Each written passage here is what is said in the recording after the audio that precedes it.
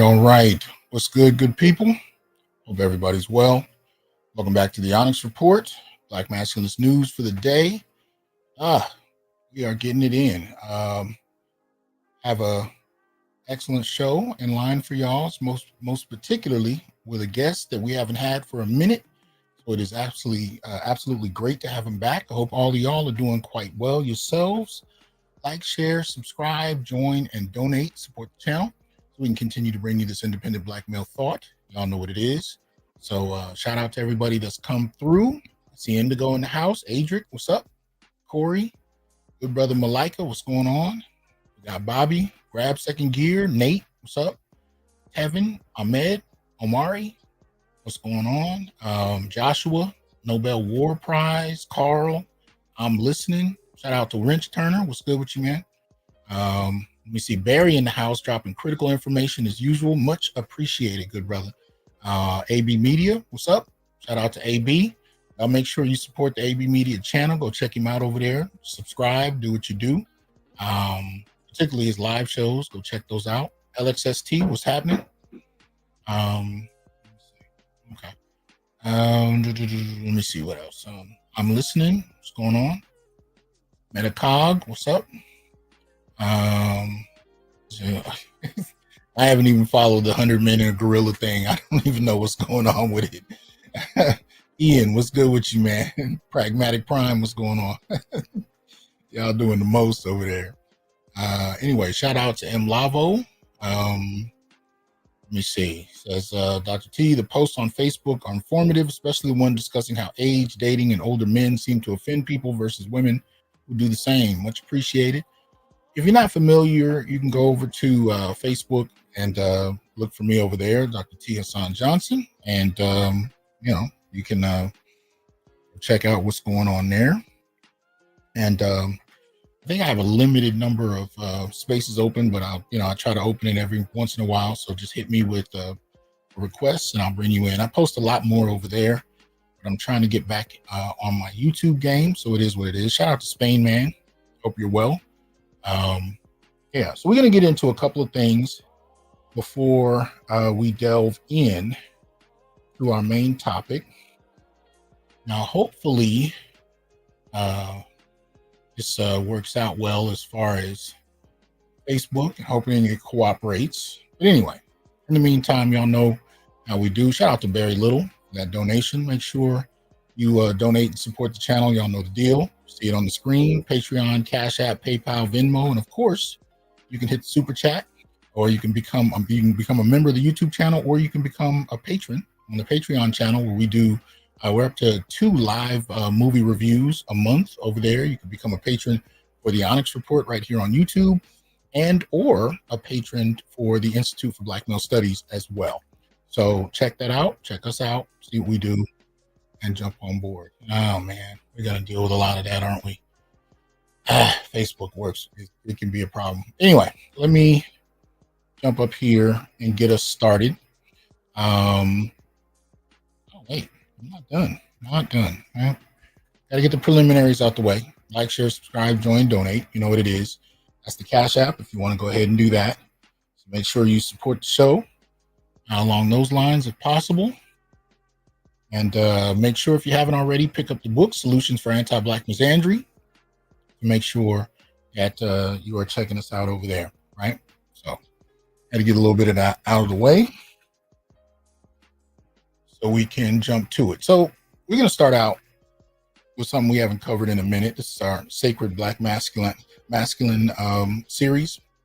And this is where we acknowledge when brothers are doing what brothers do every day. We just don't always get credit for it. All right. So first up, this is blackenterprise.com. Georgia's library dads are increasing child literacy 1 play date at a time. Not sure why this is left justified, but it is. All right. Let's see if I can enlarge it a bit for you. Yeah. So again, this is April 10th of this year. Blackenterprise.com. As literacy rates in Black children are declining, library dads are stepping up to build bonds through books. So shout out to the brothers that are doing it. Let me see. They had some, so no pictures. Anyway, so it reads, Georgia resident Kari Arnold is on a mission to unite fathers and children through a shared love for reading. Hold on. Come on. All right. There we go. So Arnold, the lifelong book lover, founded Library Dads, a community-based program designed to, hold on. Oof, too many things going on all at once. Okay. Designed to foster literacy and connection among fathers and their children. His inspiration came from childhood trips to the library with his mother, a librarian, and later from his own journey into fatherhood. Now, as a dad to a 2-year-old daughter, he wants to create a space where men could engage with their children and one another, building bonds through books and brotherhood. Right? So that said, I just wanted to give a shout out to brothers who are doing this. I had hoped that they had a few more pictures in the article, but it is what it is. Shout out to them nonetheless. This is what we want to acknowledge, and brothers have been doing this kind of thing for the longest. So shout out to them. Georgia's Library Dads. And I believe brothers are doing this kind of thing around the country. But again, we don't always advertise our own good works, and people don't always run to see what we're doing. So if you have any kind of ideas, things that you're doing, or if you know of things that are going on that we haven't covered, shoot me a word and we can make sure that we do. Pedantic Foot, what's going on? Shout out to Ian, dropping that critical information. It's much appreciated. Hope you're well, good brother. Black Toxic Masculinist, what's going on? Yeah. Next up, this one is a little different. Now, I'm gonna see if you guys can hear this, because Facebook can be interesting sometimes.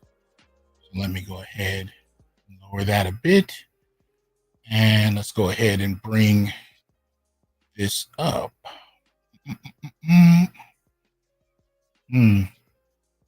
Okay, there we go. So this is a clip from a show where they were interviewing Deion Sanders.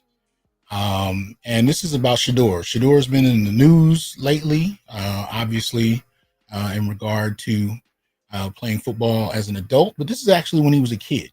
And the reason I wanted to show this is because despite all the negative stereotyping about black men and fatherhood, black men are far more on point in fatherhood than we're ever given credit for. And this scene is exemplary of that.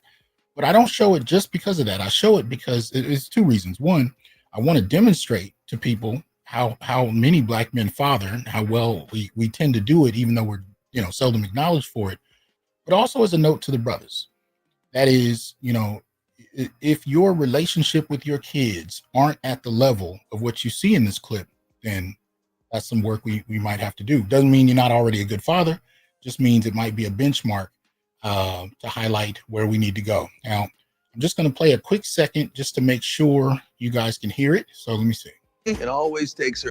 Okay, so could you guys hear that? Just that little clip. If you did, give me a 1 in the chat. Let's see. All right, Barry gives me a 1. Appreciate that.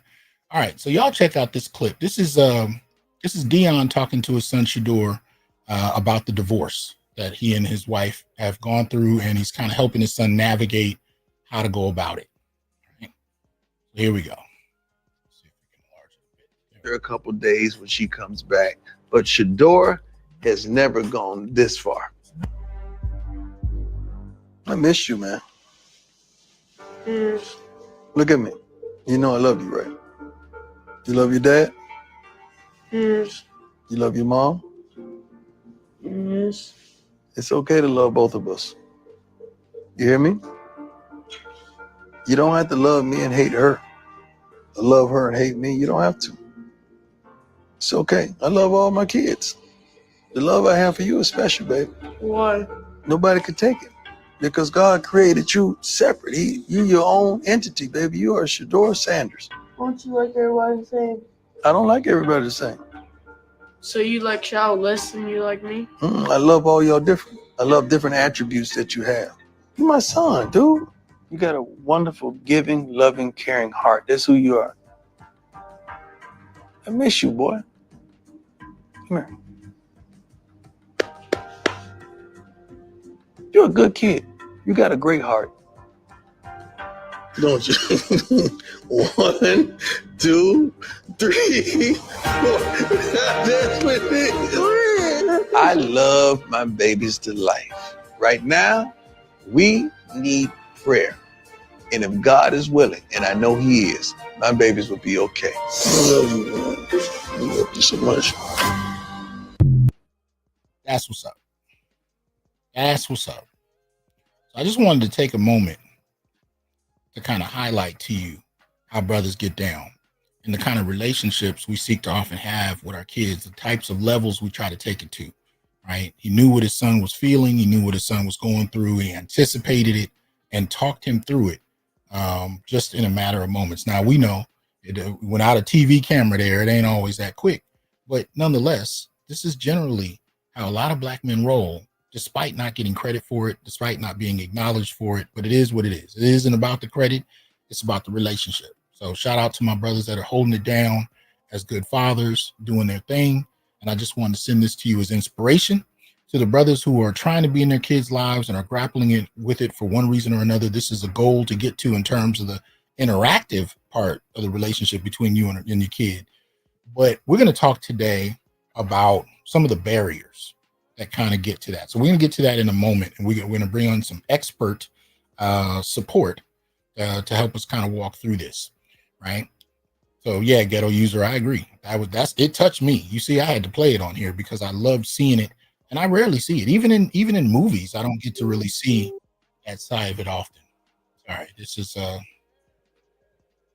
yeah, they like to blow up my Facebook page, so it is what it is.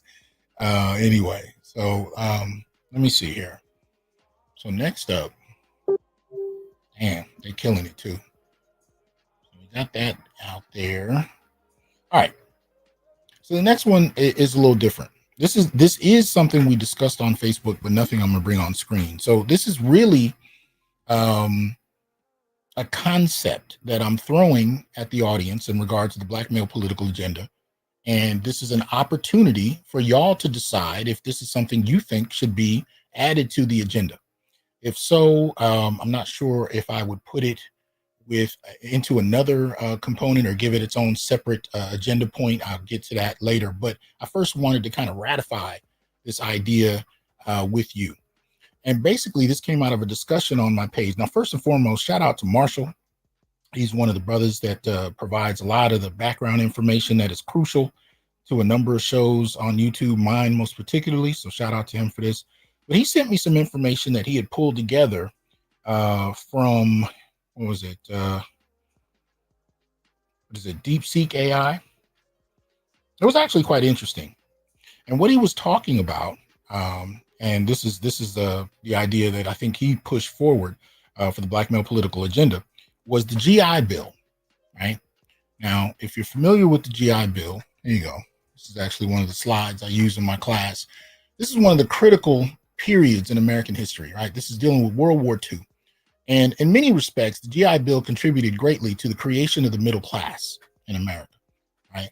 Most particularly for soldiers who served. When the war was over, they were able to take advantage of, low-cost housing. They were able to go to school. They were able to have resources to start businesses. But part of the problem with the Black community in that regard is that we weren't able to participate, right? So, historically, we didn't own wealth. We were considered property in and of ourselves. So that sets a little bit of the background. But by the time you get to World War II, it says, these policies were exclusionary. Only 1 out of 5 of about 100,000 Black veterans received GI Bill benefits, such as low-cost mortgages, loans to start a business, cash for tuition, and living expenses. Such practices transferred trillions over the years into the hands of whites long before Black people could participate. Heavily concentrated in agriculture and domestic work, African Americans were excluded from Social Security, right? Discriminatory access to federal housing administration loans meant that few people could afford to buy homes. And much of the time, what they would call buying homes for us, especially in the urban North, was that we would pay rent, essentially. They would call it a mortgage, but you were essentially paying rent And there would be a point where if you missed a payment or, something of that nature, they basically put you out and replace you with someone else who takes on mortgage payments. So you were essentially paying rent under the guise of owning something that we never got to own. But that said, no equity, no home loans, lesser chance for business ownership, etc., meant that debt for descendants, such as college students who needed school loans or help with down payments on their first home, having had a generational effect. This lessened access to wealth as policies became more conservative. So that said, the impact of the GI Bill was critical as it pertains to Black folk, right? So Black men went to war and were not able to benefit, were not able to establish businesses and so on and so forth to the degree others did, despite that they served. And that means that many of us listening to this show right now, our lives may have been critically different had that family wealth been able to be used at that critical moment in American history where the birth of the middle class was kind of taking place, right? So what it is that's being suggested here is that we add to the Black male political agenda a GI Bill reparations component, right?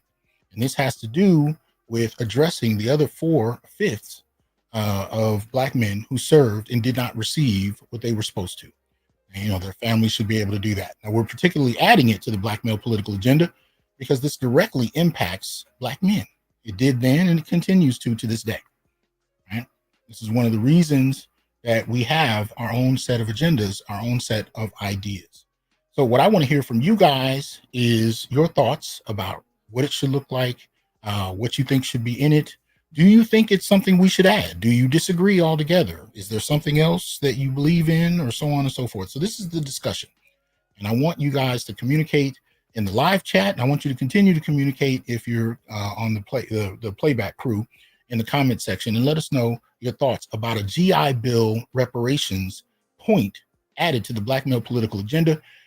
And if for any reason you are coming into this discussion, you're not familiar with the show, you're not familiar with me, you don't know anything about the Black male political agenda, I will put the link, even though shout out to Ian and Barry. They probably have already. I'm going to put it in nonetheless. But this is what it looks like.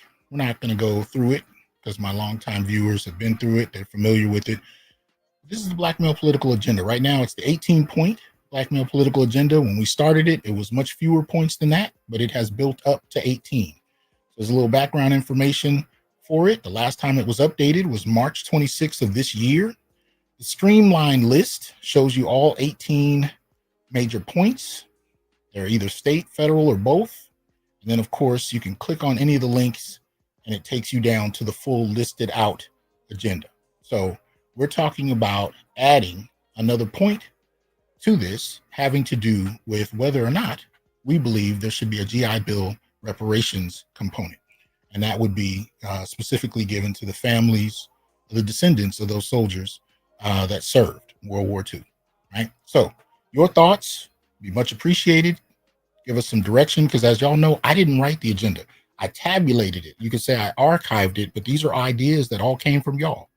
You know what I mean? Y'all put forth the ideas. I just put them in one place, one static location that we could always come back to, grab it, look at it. Right now, there are political parties that look at it from every vantage point, from liberal to conservative to third party. There's individuals that participate in it that don't have any particular party affiliations. Black men from all walks of life have contributed to it already. And if you have an idea you want to add to it, but you don't necessarily want your name attached to it, that's fine. If you want your name attached to it, that's fine.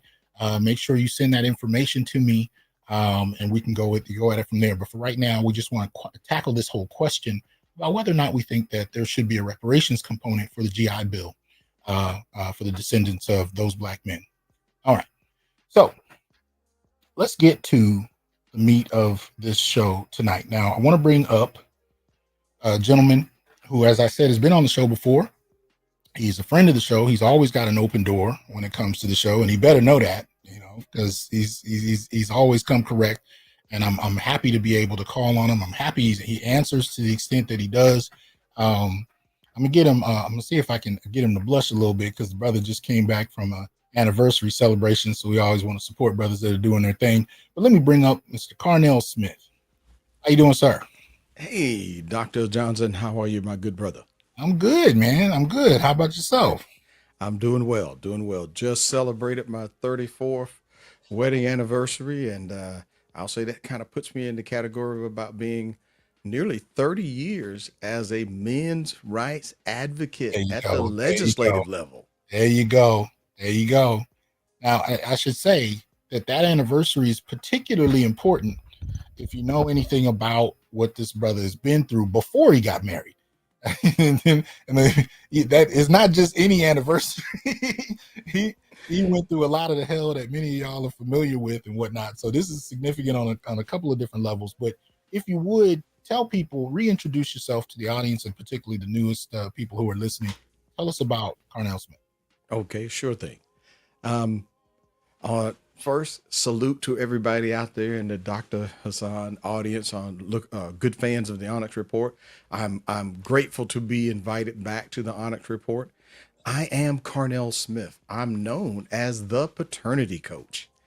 And that has many little nuances to it. Some people know me through the social media outlets, and where you see that I've been advocating for a long time that paternity fraud should be stopped, and that we should take the profits out of paternity fraud by doing DNA testing at birth. Yes, sir. And the reason that I'm an advocate for that is because of my own 5-year fight to the United States Supreme Court after 2 DNA tests revealed an ex-girlfriend.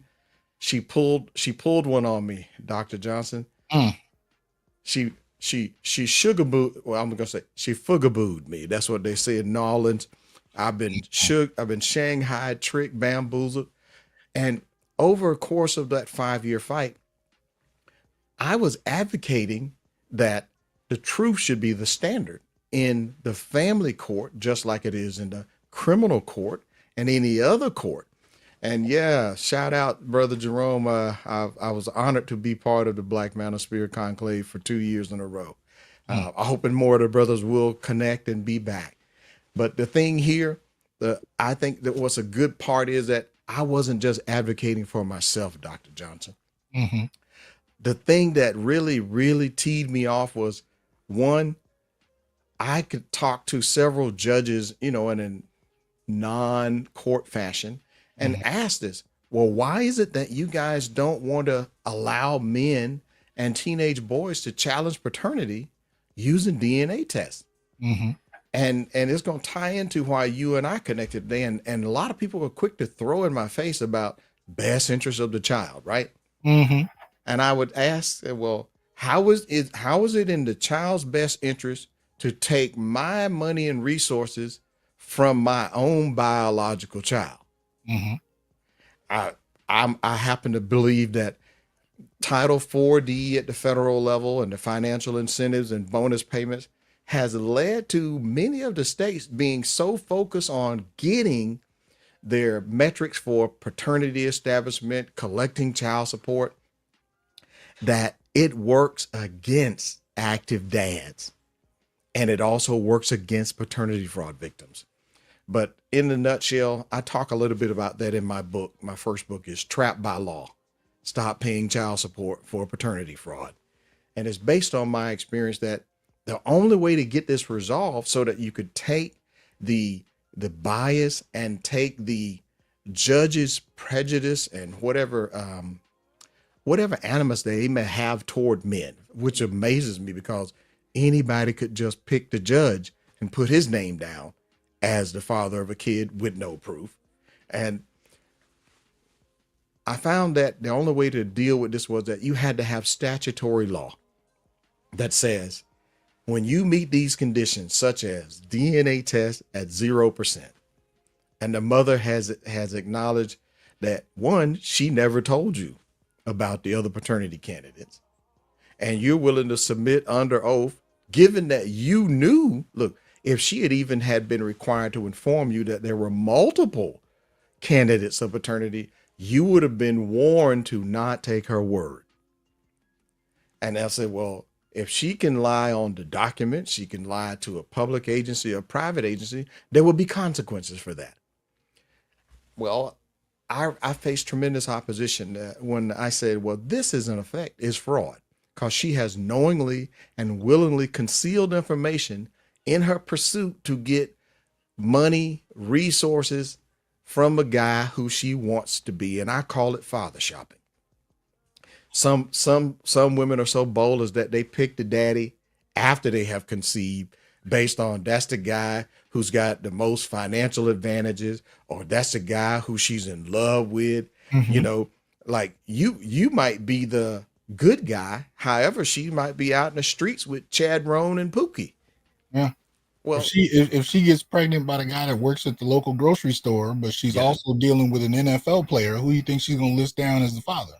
And look, and I've had clients who were that NFL player that, guess what? And I helped that guy win his case, proving paternity fraud. But what that led me to do is I ended up contacting the lab that helped me with my test.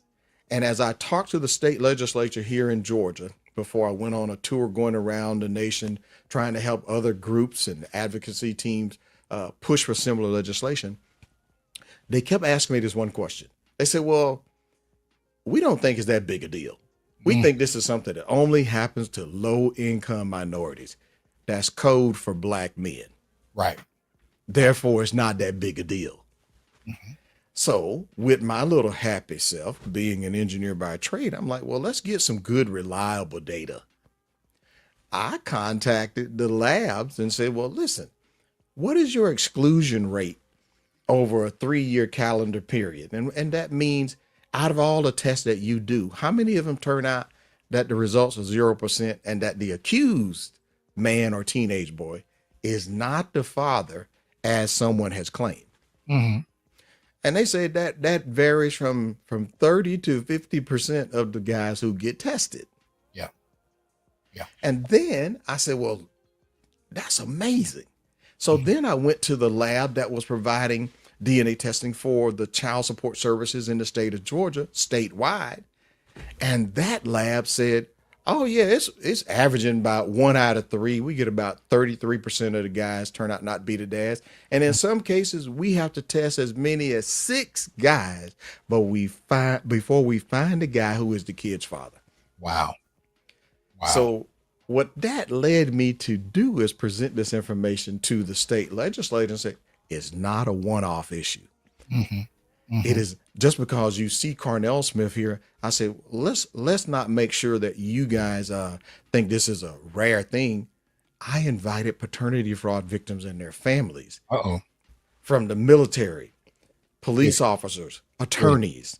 I met 5 pastors who were paternity fraud victims from their wives. And I got all of those people to come testify before committee meetings. And as a result, while I was appealing my own case to the U.S. Supreme Court, I ended up getting the law passed based on me co-writing it. My state rep pulled me into a meeting. He says, Carnell, all right, we're going to pass something today. Is there anything that you want in this bill? Dr. Johnson, I had to do a rewrite on the fly in less than 15 minutes. And my strategy was, I'm going to do this in a way that helps the broadest group of victims, because they shouldn't have to come up with $25,000 to fight back. My attitude is, the DNA say he didn't do it. That should be the end of it. We should be discussing how much of his money he's going to get back and what kind of payment plan we're going to put her on so she can get it back. Oh man, nobody wanted me to touch that.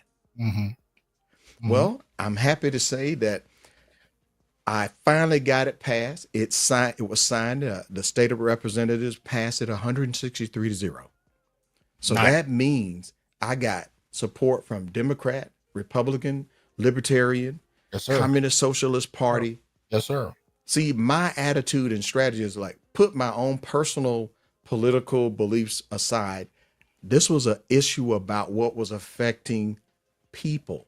This was not a men versus women issue. This was a right versus wrong issue. And since we had the means to get the truth, my attitude is that we should apply it broad and wide.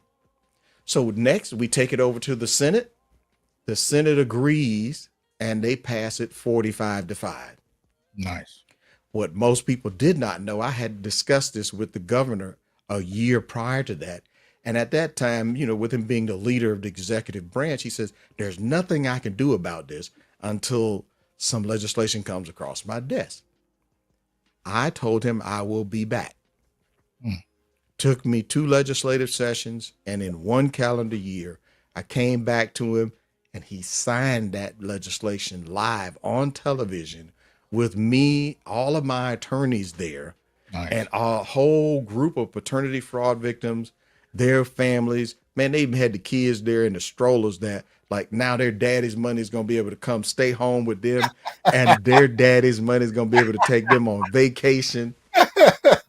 And in my view, that was a major victory, not for me, but for people to say, well, listen, the law should be based on the truth.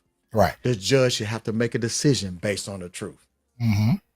And then the U.S. Supreme Court heard about the passage of legislation and they said, now we want you to send us a copy of it. Now, mind you, at this same time, my own personal case with me facing pay or go to prison is still live, and it is on appeal to the U.S. Supreme Court. The justices had 2 meetings after they made me spend additional money, create a book, the booklet format to send them my brief on constitutional grounds that once there is irrefutable proof that the accused man is not the father, and that is based on the fact that the child's mother has knowingly and willingly concealed information, the court should have no authority to force me to do something I would not do, because in effect, you made me into a slave. There we go. Because I don't agree with it. Right. And that, in fact, they said, well, what if you could get the child support lowered? Let me explain to you, Dr. Johnson. I would not agree to stay under that court order for 10 cents a month, because that means your freedom is subject to the mental state and stability of that kid's mother. Yes. She has already lied, and she's Yes. fighting to keep the money Yes. and not return it. Yes. And a lot of brothers report that even if it was about financial need on her part, they still notice that as soon as they get a new girlfriend, Yes. or God forbid, a new wife, all of Mhm. a sudden the hostility starts to raise. And then all of a sudden they're sitting in court more often over ticky-tack complaints and Yes. going back and forth over. So, talk a little bit about, how you prevented that. I mean, you said you made the decision not to go along with a lowered payment. Tell us what happened next. Well, when I thought I was the father, the child's mother caused me to spend thousands of dollars trying to enforce my court order where I had joint custodial, joint physical, joint legal custody of a kid who I thought was mine. And then I found out after traveling all over the United States, there are Black men, Hispanic men, period, who face a huge mountain trying to be an active dad in the family court. The best interest of the child tends to be used against the dad, but because if you minimize how much time the kid gets to spend with the dad, you get to maximize the child support. I'm like, well, this is a screwed up, whacked up system. But I'm a segue, put a pin right there. Okay. After the justices saw the copy of the Georgia law, they turned me down cold, sent me a 1-page line that said petition denied. For most people, after you've gone to the bench, you've gone through bench trials at the court level, you've gone through the appellate court, you've gone through the state Supreme Court. Do you know I've run out of money, and at this point I'm representing myself. I end up I took my my brief before the U.S. Supreme Court. I got it there. At this point, I done learned a whole lot about the law. I've learned about advocacy. I'm thinking that if the justices will grant certiorari and allow for oral argument, this is something we could get a bright line decision to help more than 2 million men and boys that we know by DNA testing proven to not be the dads. Yes, sir. And that meant that everybody hadn't had a test. That's just the people who had gotten it done over a 10-year period. Well, the nutshell of it is I had to go back to court one more time after justice turned me down, because I remembered something that I had wrote into the law. I wrote a second chance option into the law that gives you to go back on discretion to win. And I went back to court using that section of the Georgia law, and I finally won. And on February 6, 2003, Dr. Johnson, I walked out of there singing, "Free at last, free at last. Thank God Almighty, I'm free at last." Okay. Now, tell me this, because we're big advocates of DNA testing at birth over here as well, and we have that on the black male political agenda. But every now and again, I'll get a brother that'll say, "You know what? We don't need the government to intercede. We don't need it. Mandatory DNA testing. Men can just get that done on their own." What do you say to men that say things like that? What is your perspective on that? My perspective on that is there is a lack of understanding, because state governments are heavily financially incentivized to establish paternities by any means necessary. Look, most of them have a budget of up to $1 million for DNA testing. However, there are subtle and crafty methods that are applied toward getting men that, if you can get him to sign a document admitting to paternity, then in many of the states now, Dr. Johnson, him getting a test later won't matter, because that document that he signed waives all claims and rights to challenge paternity later. In the legal community, they say this. They say the large print giveth and the small print taketh away. So one of the techniques that is used against men and boys is that they do everything in their power to get him to come at the birth of the kid or shortly thereafter and try to convince him of how much that kid looks like him. And I've seen that. Look, I've heard from nurses that has been pulled on men when even the baby was clearly from different races. But here's the tactic. Get him to hold the baby. And unknown to him at this point, this is where the emotional manipulation begins, when he is unable to make a fully informed legal decision of what could impact him for 18 years to life. Yes, sir. Now, why do I say life? If any time during that child's life, that child is be deemed and gets classified as a special needs child, you find out it's not your kid, but you signed that acknowledgement of paternity. They got cute names like Papa Opportunity Program, or listen, you do want your baby to have a father. So in that time while you're holding this baby, you don't know that Cupcake has had 5 other dudes during the window of conception. And there's no legal requirement I've ever found in one state that requires her to give you a paternity affidavit and tell you, listen, there's actually 10 people that could be the baby daddy, but I love you more than I love them other 10 dudes.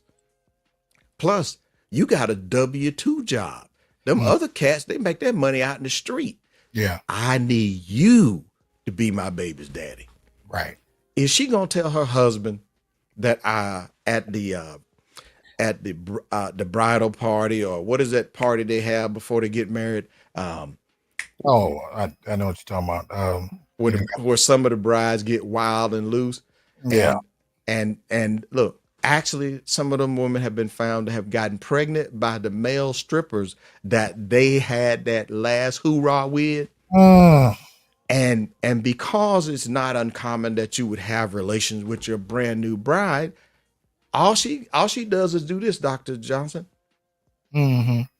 Speak nothing. And then some of them wait until the baby's born and say, all right, let me see.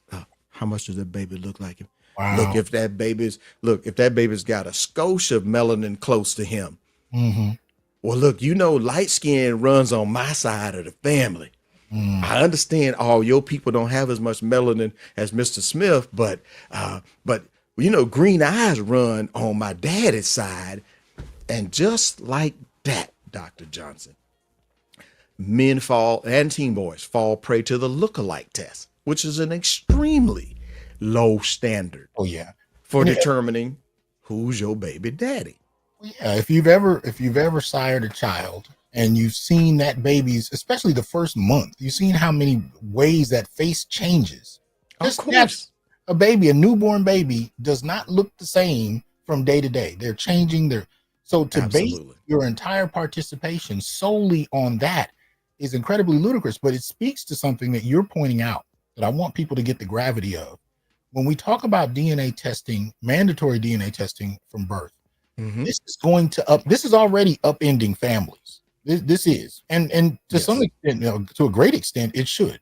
But for Black families, Hmm. it is incredibly mind blowing to see what it actually does, because this has been something that women have enjoyed having sole power over for millennia. The And, cloak of secrecy. the cloak of secrecy, they've been able to make decisions and emotionally play on you. This is one of the Yes. reasons that I advocate for government stepping in terms of DNA testing, because I know what it's like to be in the room when your baby's born. Yeah. Your mother's there, your Yeah. grandmother's there, her Yep. mother, her grandmother, both fathers and grandfathers. If you have the ideal situation, you got And they'll all aunties, they'll cousins. all use shaming tactics Yes, on the absolutely, guy. And like, absolutely. you know that's your baby. Yeah, You how you gonna question her right now? be an Just sign the paper. be an 18-year-old man standing in that room with two families, multi-generational, and you the one calling for a DNA test at that moment. It takes a rare cat that has Yeah. the wherewithal to do that. You want to talk about what kind of stoicism and brass balls that you got to have to be able to say to your mama, I don't care what you say until I have test results in my hand. Listen, I heard Dr. Johnson and Mr. Carnell Smith, their position is that until I had independent legal DNA paternity test in my hand, for me, this is an unknown. And Yeah. I'm not going to sign a Yes, document admitting I did something with yes, zero proof, yes, because now those brothers have helped me to understand that if I sign this document, it yes, can and will be used against me yes. should I find out. Look, after that point, Cupcake could get up in your face and say, look here, fool, I tricked you fair and square. Mm, Now you like, wait a minute, that's an oxymoron. How in the hell could you trick me fair and square? yep. Well, what does that mean then? That there's bias in the court, because if we were to look at the assumption that, well, they're all pretty and nice and sugar and spice, and but Hmm. all of those 5 pastors who I met, that the DNA test proved that the kids from the first lady were not the pastor's kids. Hmm. I asked this simple question to the public at large: how do you blame the pastor for her running the streets?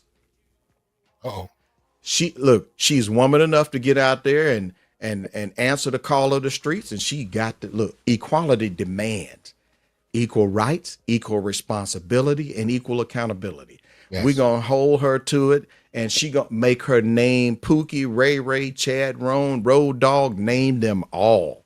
and And if it yes. means she don't get but $5 an hour, that's cause she picked them. Well, but what we also hope will happen is that over time this will influence behavior, because if you Yeah. know that this test is going to take place, you're either going to have to disclose to Yep. your man that you've Yep. had sex with someone else, or you know what I mean. But it's not a surprise. It's not a shock. There's less ability to lie about it, Yeah. and we're hoping that helps to improve family dynamics early on. You're right. Family And let's formation. talk about the benefits. Let's talk Yeah. about the benefits. On one hand, by the way, so that you'll know, the reason that I promoted the DNA testing at birth, it was not even my idea. I got it from a woman who was the president of a child support advocacy group. And here's what Mm, she said. She said that it was categorically unfair to make a woman put her husband down. No, to put her boyfriend's name down on the kid's birth certificate while she was still married to her husband, mm. because it was economically advantageous for her to put her husband's name down Wow. than her boyfriend. Wow. And I was like, how do you in clear conscience, Wow. on the basis of fair equal treatment under law, and Mhm. I think it's 14th Amendment that deals with equal protection under law, I asked this question. If she's woman enough to cheat behind her husband's back with a guy out in the streets, she's got to take responsibility for all of the children she had that Sir. don't belong to her husband. And Yes, sir. she and the people that had the fun have to be accountable and responsibility. Yes, sir. But we do know that for some reason, a lot of the ladies are absolutely against accountability. They act like you and me just cussed. Sure. Sure. What do we say? Accountability is like kryptonite to some of them. Oh yes, this is tearing families left and right. Making everybody revisit and re-examine mama, grandma, Yes. great grandma. And by the way, I ended up doing the DNA testing business for over 10 years, providing services internationally. So I know this from being a service provider, from being a paternity fraud victor, from being a legislative writer who used the law to win his own case. I might know a little something in my consulting practice that I could help you with. There you go. But here's what: the DNA test at birth, there's one better. Okay. The legal prenatal test has been developed by my lab partner, and you can now find out whose baby that is at the 7th week in the pregnancy. Wow. And Yeah. the reason why that matters, Dr. Johnson, is a lot of states now trying to make a push to assign child support Yes. to the guy she picks at birth. And at that point, they are really hoping that that guy will sign a document, what I call a paternity confession. Mm-hmm. They want you to sign an admission without proof and then ban you from challenging it later because you signed the document. Well, we're also hearing that they're now starting to push child support from conception. That's what I'm speaking about. Okay. Yeah. And look, and include her birth expenses and give him at least half of them. Yes. So now they're going to spend your money. Look, they're going to spend your money without even your input and say so. And you're like, wait a minute now. During her window of conception, how do I, unless I had her under surveillance by my own private investigator, and most of us don't, I can't vouch for where she was and what she was doing when I was at work or when I was out of state, or like with my military guys deployed out of the country, out of or even out of state, doing training in a whole nother duty station. Yes, sir. So how do we make the men responsible for her conduct? I was like, no, come on, feminists and womanists.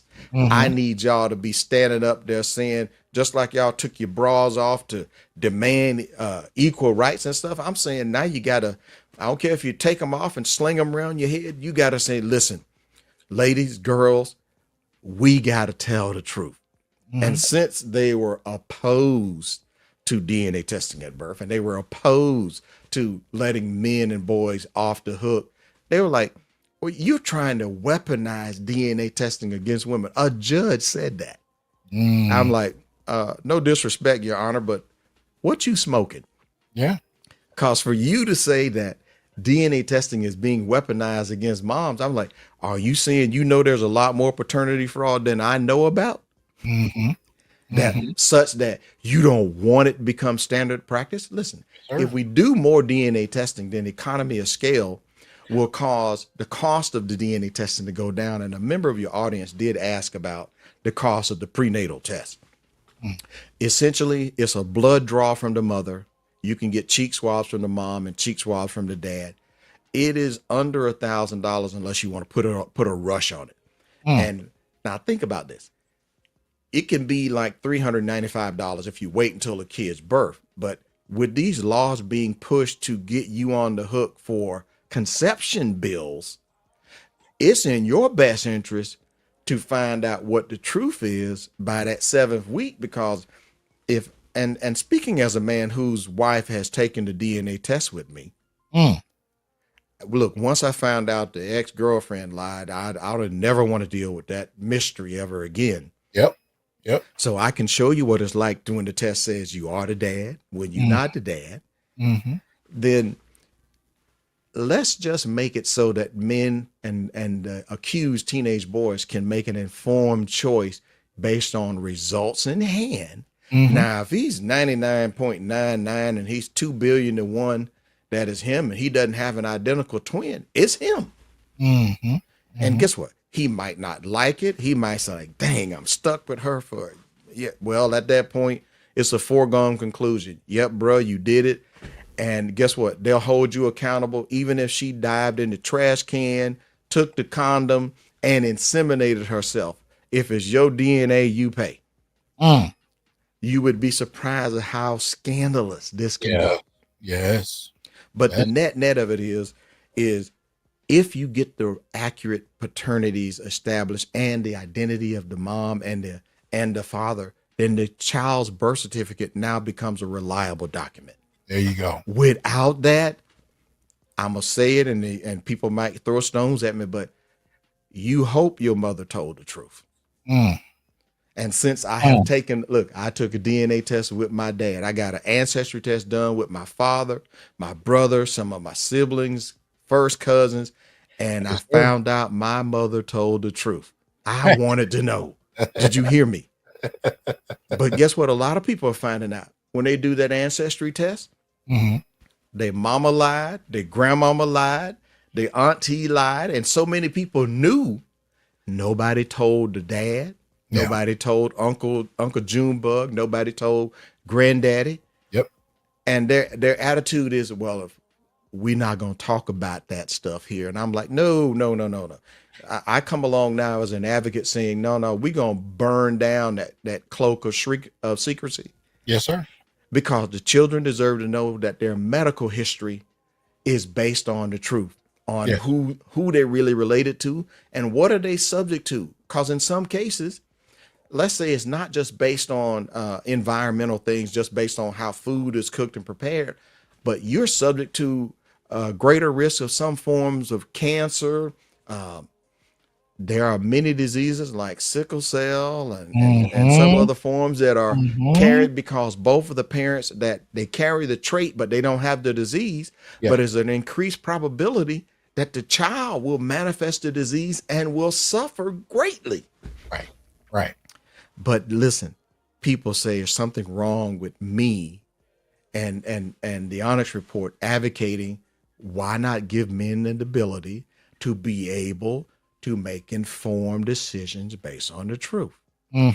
So those men and boys who turn out to be paternity fraud victims have one thing in common with those men and boys who want to be active dads.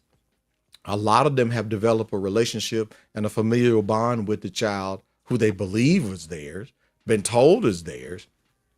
But that same group of guys on both sides of the spectrum are actively prevented from being able to have a relationship with the kid by the number one perpetrator, the child's mother. Yeah. And that video that you and I touched on is, I said to you that this is not rare. A young lady got up and talked about. We're going to get there. We're going to get there right in a moment. All right. But I just want to kind of, drop one little colloquial point, because what I've heard most of my life is the jokes about going to grandpa's funeral, right? This is something you hear about in the South a lot. You go to the funeral and you just see a whole nother family from the other side of town that look all just like you.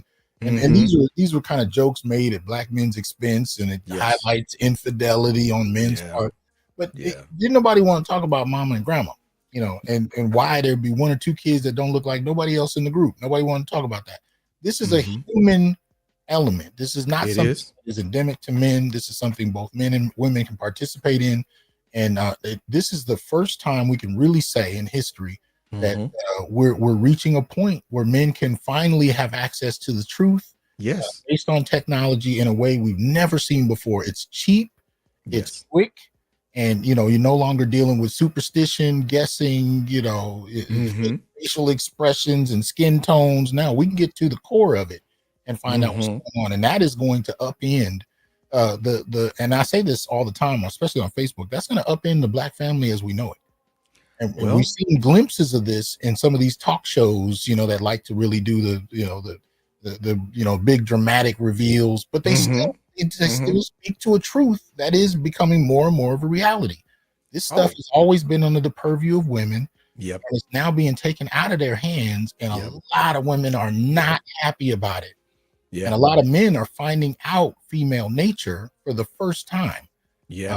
And you it know, has always existed. yes, absolutely.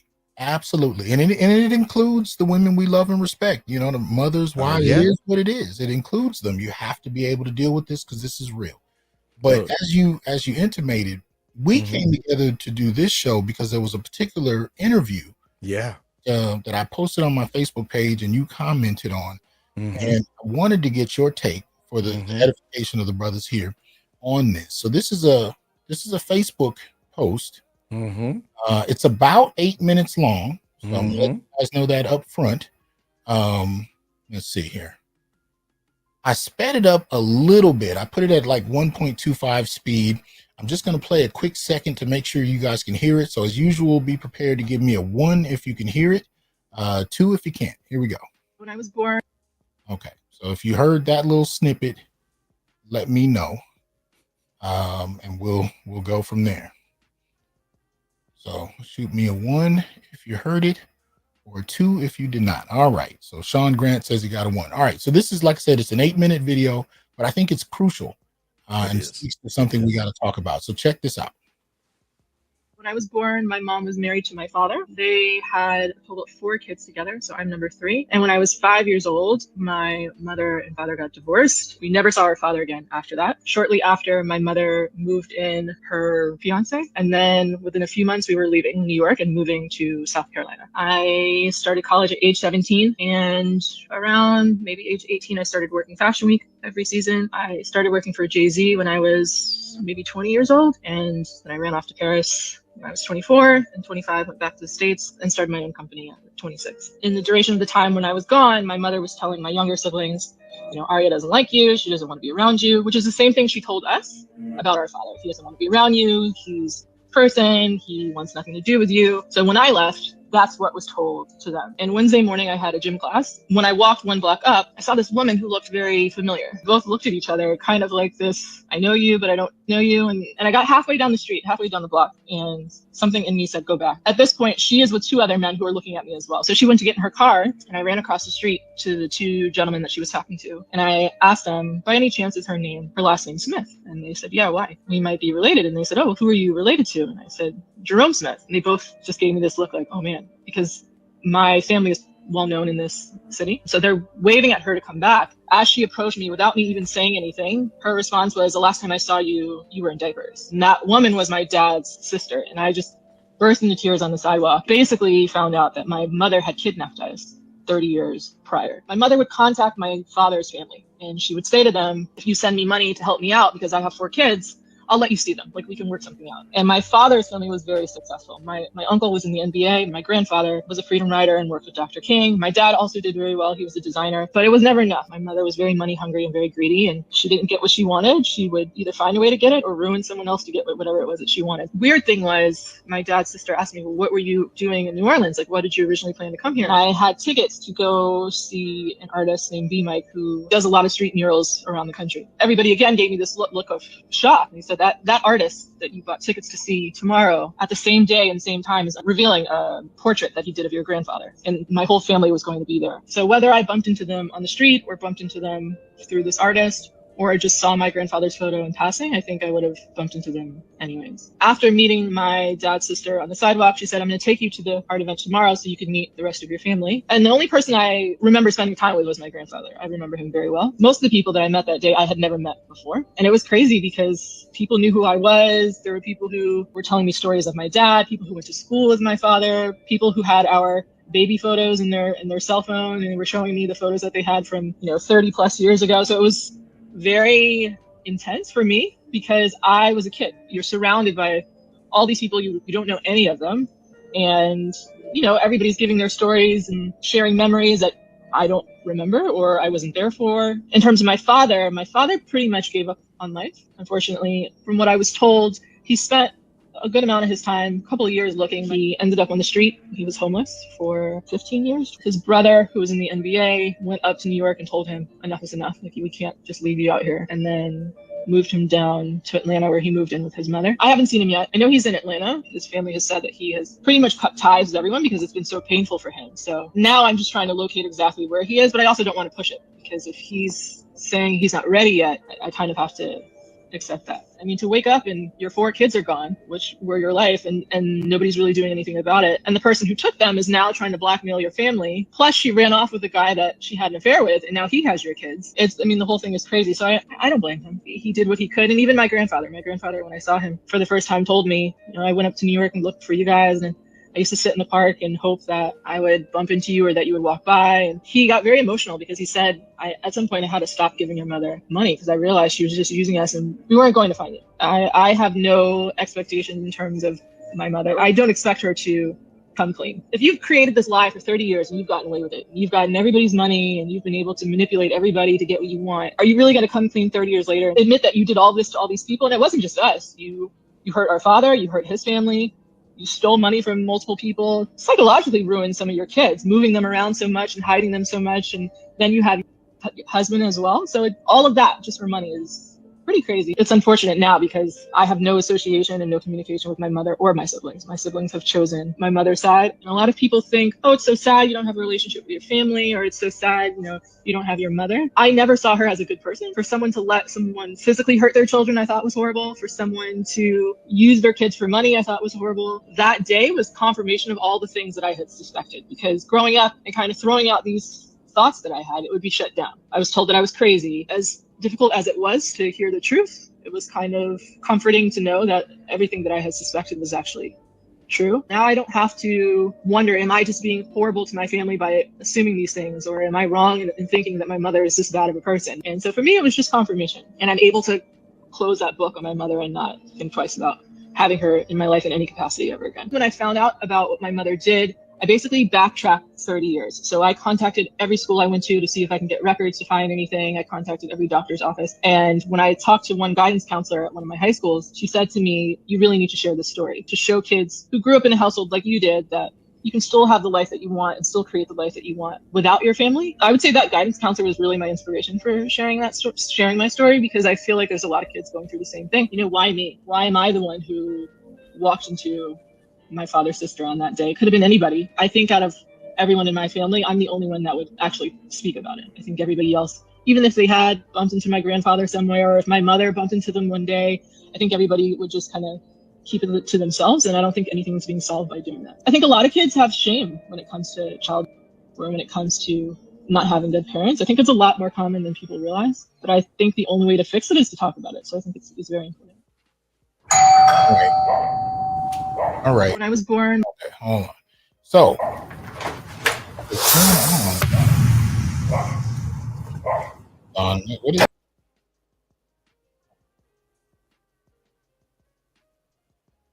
what is that?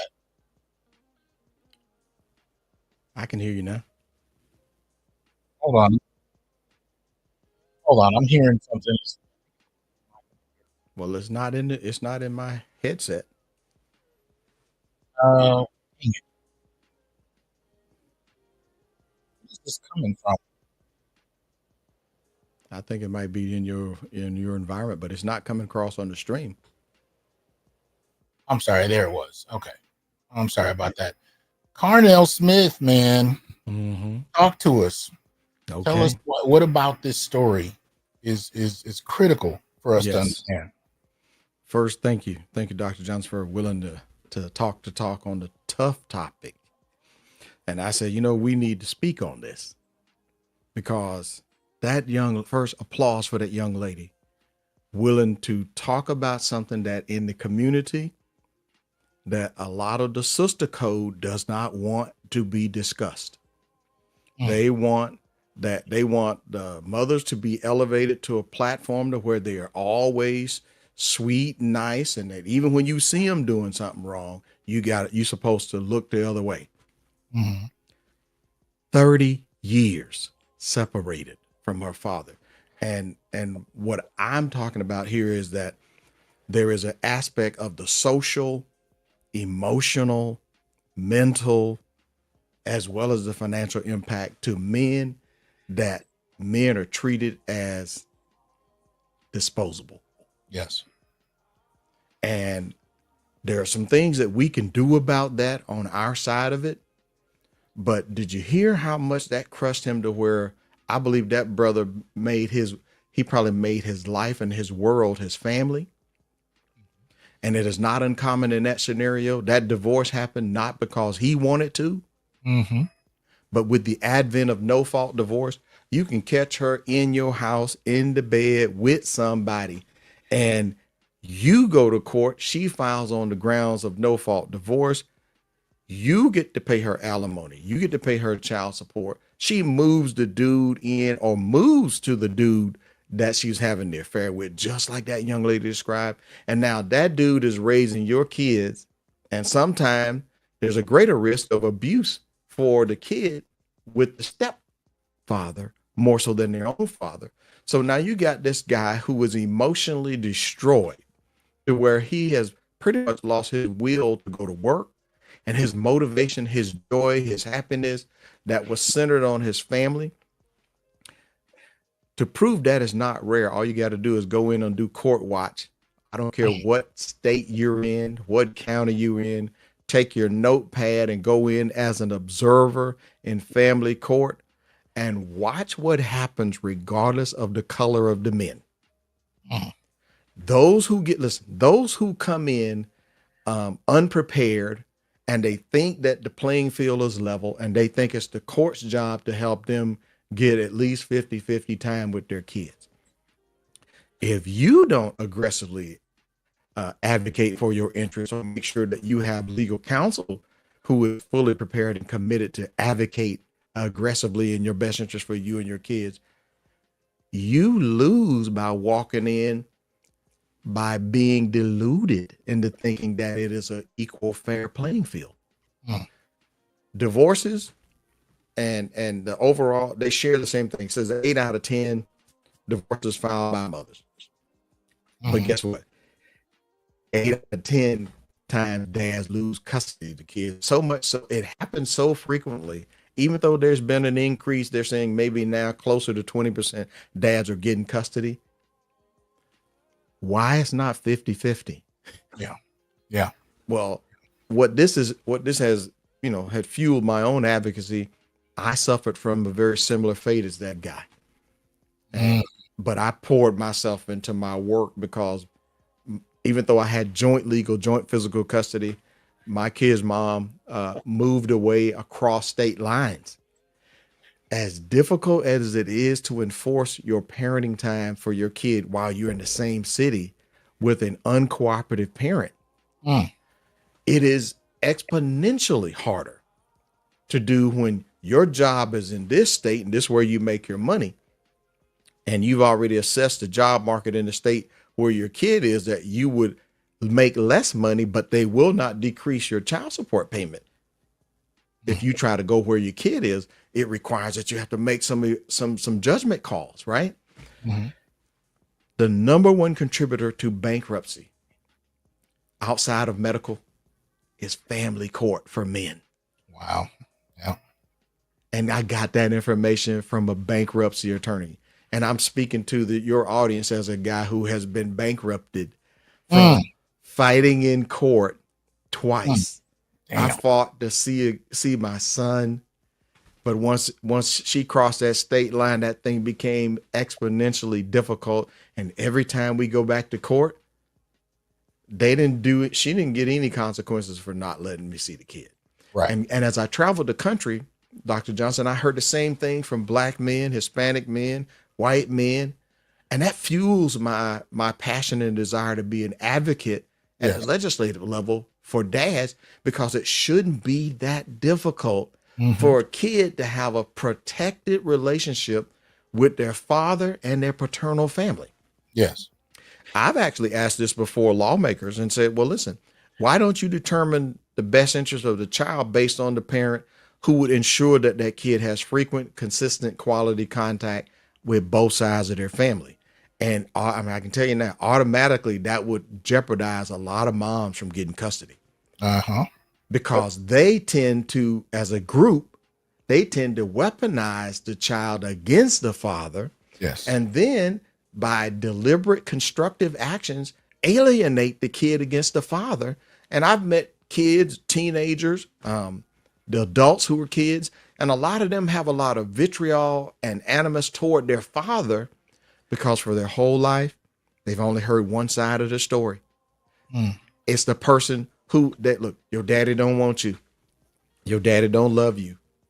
And then well, you look just like your daddy and good, get out my face. You're no good. And I, having heard this from almost probably 40 states, it is not an anomaly. It is not rare. You can't tell me it's just in the Black community. No. But since a Black father, it traditionally is automatically, if he's not married to the mother, he has no legal standing, and he is not even recognized as the father of a kid unless he takes a legal measure to be recognized as a legal father of the kid. Mm-hmm. And a lot of brothers make a mistake thinking that, well, if I'm on child support, then I'm automatically entitled to parenting time and visitation. And that depends on the state. Wow. You can have the right to pay and have zero opportunity to see the kid, because what do you do when the mother goes and says, I'm afraid of him, even though there's no history of any DV from you toward them, but the day that you go to court to try to get sometime, one day a week, once every other weekend, or 50-50 custody. Listen to the Kirk Franklin story. Listen to Tupac and a whole bunch of other celebrities that when they said, when I finally got a chance to talk to my dad, I found out my mother had lied to me my whole life. Yes, sir. Yes, sir. Now, this is something that the sister code should be saying, this should not be named once among us Black women. And we should be, as a group, them speaking, they should be castigating women who do that and saying, listen, as tough as it is based on the color of your skin, that you've kind of like set your kid at a disadvantage, that unless you are economically advantaged to be able to fully provide for the kid, and even if you were, then that still won't take the place of an active father, their father in their life. You heard that young lady. She's still impacted. Yes.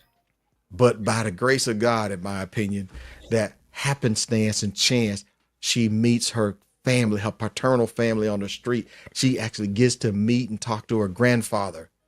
This is not rare. And how many of us walk by family members that we don't know and don't get a chance to find out about?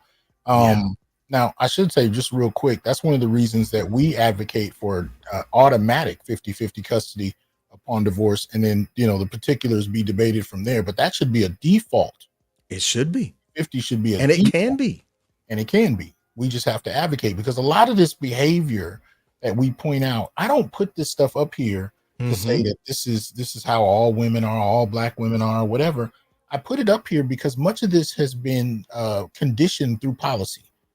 Exactly. When it's social policy. Through social policy. When you give a particular group powers and access that others don't get, and for the most part, it remains unchecked, it's not going to take long before they begin to abuse it. Exactly. And this is why we have to push for policy that goes the other way, that challenges this, that provides checks and balances so men can actually be able to participate in families. Now, when you and I communicated about this video, you said that you had stories from other men who've gone through similar, you know, kinds of situations. Talk to us a little more about what you've seen in relation to this subject out there. Okay. So a lot of brothers who, because of, we have this belief that the court it has a duty to be fair and apply equality toward every case. And like, no, that ain't really, that is not the court's job. Either you advocate for your interest using the law and everything that you can in your favor towards your position, or you have counsel, which means an attorney, to do this for you. But I've seen guys that the economic decision to hire an attorney, that after he's paid his child support, he's paid for his roof and his shelter, he simply has no money to pay for an attorney. So I've seen guys go in there believing to court that all I got to do is wait till they give me a chance to speak. And I'm going to tell them about how great a dad I am and how involved I am in my kid's life. And what I have observed is the guy walks into court And he's going to be severely angry when he finds out he is not even going to be allowed to speak. Wow. And here's why. By the rules of the court and the rules of procedure, everything that's going to be addressed in that hearing, you had to have submitted it probably 30 to 60 days in advance in writing and served a copy of that onto the other party so that they could prepare for it. And anything that they do, they have to do the same thing for you. But what happens when you don't know, one, you don't know your rights, you don't know the law, you don't know the rules of the court, you don't know the rules of procedure, you don't know the rules of evidence. How well can you effectively be your own advocate? Yes. Because doing this part right here, excuse me, Your Honor, let me explain to you what has happened. How I got the award from my kids' elementary school, and all of the teachers says, hey, you are the model dad. And listen, we'd love to have you do the dad's library thing. And shout out to that brother who looked for an opportunity to build something to help strengthen the bond and connection with his daughter. But he saw it as something, as an opportunity that would help other dads, right? Dads are not pariahs in society. As you talked about the ebony piece and everything, but we are effectively handicapped. Shout out to Rashad there. We're effectively handicapped because what we need to know, Dr. Johnson, to be able to advocate for our interests, it is not taught in high school. It is not taught in college. You have to go, listen, you have to go to law school and specifically take up the specialty in family law for you to learn how family court works. Or you find the means and get yourself a coach or a mentor. You join a group of dads who have journeyed and been through that path before you. And if you are coachable and teachable, then you're willing to sit at the feet and learn, then you can become, listen, you can become. That's right. He who does not assert his rights has none. Nothing truer has ever been said. Dr. Johnson, some of these dads have gone in now, and the number one reason they can't see their kids now is the child's mother fires a shot that we call the silver bullet. And it happens so rare that attorneys know what this means. All of a sudden, there will be an allegation of domestic violence, DV. There we go. Toward you. There we go. And they'll demand that they have to have a protective order. And you can't, listen to this, you can't come near your kids. You can't come near your kids' school. You can't come by the house that you are still required to pay for. They give you her attorney's fees. One of my clients actually took his own life, Dr. Johnson. He got wiped out in the divorce, and then he found out this high school sweetheart that he married, the kid was not even his kid, and he only married her because she said, if you don't marry me, I'm gonna have that procedure. Look, there's a lot of these stories since I've been doing publicity and major media stories now over 20 years. A lot of those guys reach out to me because they're like, well, what can I do? Right. I see you fighting back, and I understand, and they understand now that, look, I'm out of the system. Okay. Yeah. I'll never be in the system again. I went and got a vasectomy after that. He said, I'm done. I'm done. Look, and I am happily married to my wife. And if I was to be single today ever again, there's no way you would get me, because now I know how it works. I know how I could effectively advocate for myself. And if I had wanted to, say, delve back into the relationship pool again, I would know how to prepare myself in advance using a whole bunch of legal strategies and tactics. I'm an advocate and supporter of properly executed prenuptial agreements. I'm an advocate and a supporter of DNA testing at birth and prenatal paternity tests. Yes, sir. I'm an advocate of a rebuttable presumption of equal shared parenting right at the gate Yes, sir. Instead of men starting at 0 and 100 for her, we start out at 50-50. Yes, sir. And listen to this, Dr. Johnson. I've been advocating for dads that if you're the better parent, you should aggressively pursue full custody of your kid as the best interest for that child in the first hearing. It is much harder to do later because now you have to come back and prove that she's unfit, she's a threat or a danger. In some of the cases, Dr. Johnson, I've seen that the mother was on drugs. The mother was a sex worker.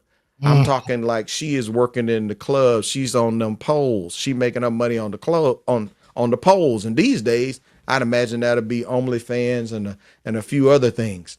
And the dad loses custody to her, even though he's the most financially stable.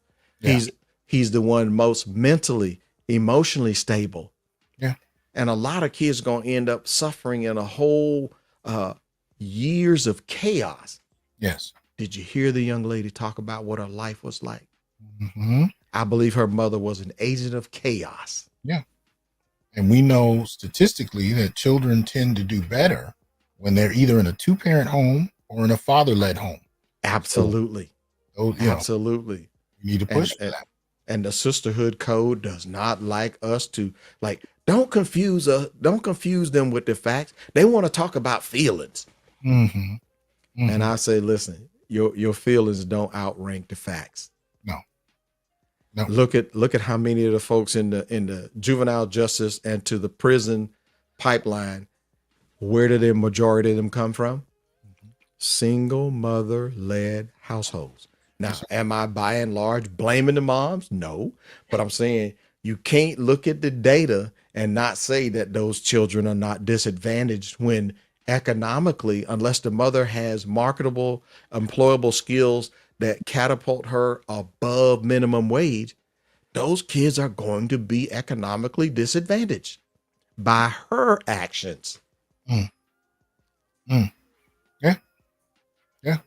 And we're not the villains here because we're talking about it. Yeah, and a lot of the time when women don't even want to concede the idea of giving up any amount of custody, it's not because they're inherent. Because I think the prevailing idea, the prevailing assumption is that women are just inherently better parents simply because they're women. And we in much of society operates off that assumption.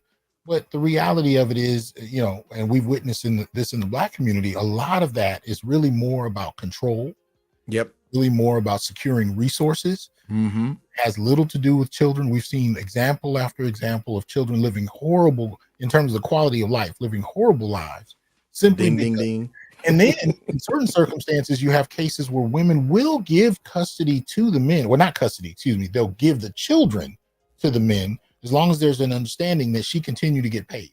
So she'll give some women will give the kids to the father as long as she gets paid, as if she has complete custody all the time. There's one of those under the table agreements, but it still comes down to securing money and resources and control. It is. And I add a layer to that. It's manipulation and Yes, control. sir. Yes, sir. I think you should put up Dub Will's comment there because I can respond on that. We should speak on that. Okay. So what do you brothers think about fathers in custody battles taking the cold-blooded path, saying, take the baby and get out of my face? I 100% understand the brothers who get there. Let me explain. For a lot of the guys that took the path of going to court, led to bankruptcy, to having emotional mental breakdowns. I done met brothers who done had so much stress from all of that they have had heart attacks and strokes. Yes, sir. Yes, sir. So using the principle of you got to put the oxygen mask on you, save yourself, Black man. Yeah. Now hear this. I completely understand when it becomes necessary that you have to save yourself. You're no good to nobody. If you keep piling on that situation, and if you're paying legal fees at $300 an hour and your earnings are $50 an hour or less, you can't sustain that indefinitely. Yeah. Number one, look, one of the leading causes of bankruptcy for men is the family court. So it's going to sound cold-blooded. But if the sacrifice is, if I would tell a sister, either you're going to cooperate and let this child have the benefit of both of us in his or her life, or you can walk. I'm not going to keep, listen, as speaking as a guy who has been bankrupted and took me more than 20 years to recover. And even some of that I still hadn't fully recovered from. I hear you. How much, let's put it this way. I could have retired 15 years ago just on the money that I have lost in court as fighting to be a dad and in my paternity fraud case, between those two cases together. So when I hear brothers saying, "No, man, she gave me grief and then she lied on me. She got me arrested. I lost my job behind her lies. And then I had to defend myself in a criminal case while at the same time I'm dealing with this false allegation. And then the worst thing can happen. Then she accuses you of doing something to your child that you would never do." Right. But the presumption is she said you did it. Then you fight a presumption of guilt. Yes. So you are in a quasi criminal case. Yes. You're stuck in the family court case, but protection orders banning you from seeing your kids. Or how about this? It didn't even happen to you. You saw it happen to your daddy. You saw it. That's why you didn't get to be in your dad's life. You saw it happen to your friends, your cousins. I've seen men say, "You know what? The hell with it. I'm out." Yeah. I'm a hope the kid sees me and that I can have some kind of connection with the kid later. And at least, thank God, Kirk Franklin got a chance to finally meet his real biological father, even though he had been duped into believing the man who died was his dad. And by the way, after 2 DNA tests, Kirk Franklin's mama still refuses to acknowledge her lies to this day. And she's questioning the DNA test to this day.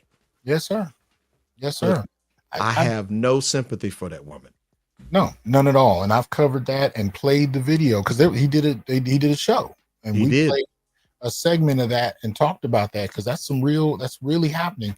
But a couple things I wanted to point out. I've had women reach out to me on behalf of communicating with the show and telling us about their attorneys telling them about the silver bullet. Yes. Say that he did this to you. Yep. Say that he did this to your children, and anticipating what all the legal, responses will be at the mere mention of that. Absolutely. Nobody talks about what that does to a man's career, his reputation, and his soul. To have this woman that you loved and married now go out and tell people that you violated your own children or her. Yep. That she can legally maneuver in court and get it over on you. Can you see Darren Jones' comment? You should put that on screen because that's apropos for what we're talking about right now. Okay, hold on. There we go. "I don't blame my father for leaving my mother behind along with me, as she was not going to be a wife to him. I'm glad he stood up for himself and built his family elsewhere. He deserves a good wife." Now look, he saved himself.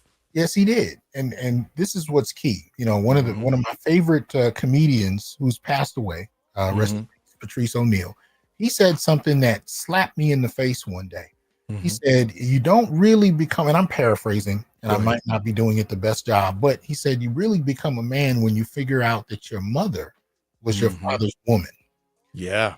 Now I'm removing the expletive that he used, but you become a man when you realize your mother was your father's woman, meaning that and he talked about this, when you start to hear the woman you are going through difficulties with, may have broken up with, she starts to tell lies about you. She starts to tell people different things. And then it dawns on you that your mother almost used word for word the same statements about your father that she's using against you, and she's lying.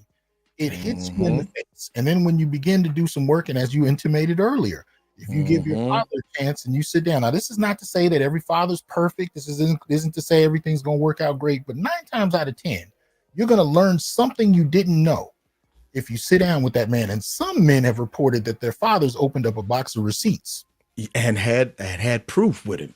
Letters, receipts, returned letters. You might get a box opened up on you that verifiably, proves that this is what. Look, I can tell you just real quickly. I had a colleague of mine I was in a conversation with a few days ago. Mm-hmm. He was telling me about his first marriage, which was over 30 years ago. Mm-hmm. And he said, now they had kids who are now grown. Mm-hmm. He said his ex-wife had physically assaulted him.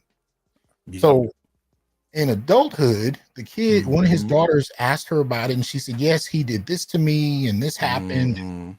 And so she called him a little while ago and said, well, you know, my mom said this happened and you did this, and you know, Mhm. can you tell me about it? He said, hold on. He pulled out a box of evidence, files that went to the police department.